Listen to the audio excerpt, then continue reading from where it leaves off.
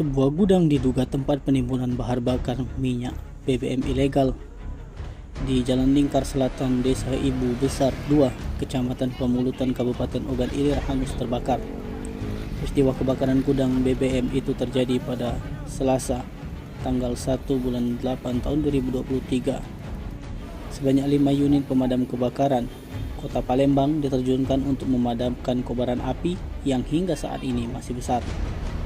Berdasarkan pantauan sumselupdate.com, terlihat beberapa mobil yang berada di dalam gudang ikut hangus terbakar yang tinggal menyisakan rangkanya. Kapolsek Pemulutan AKP Heri Usman ketika diwawancarai di lokasi kebakaran membenarkan telah terbakarnya sebuah gudang diduga tempat penyimpanan BBM. Dugaan sementara ini, gudang BBM yang beroperasi secara sembunyi-sembunyi walaupun sudah beberapa kali dirazia. Penyebab kebakaran belum diketahui dan masih dalam proses penyelidikan polisi. Jalan Lingkar Selatan. Desa Ibu 2 benar. Desanya desa apa? Desa Ibu 2. Desa 2. Dugaan sementara benar. Dugaan sementara ini gudang BBM yang beroperasinya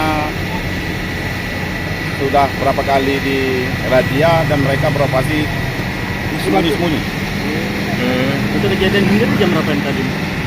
Kejadian jam 12. Penyebabnya apa, Bang?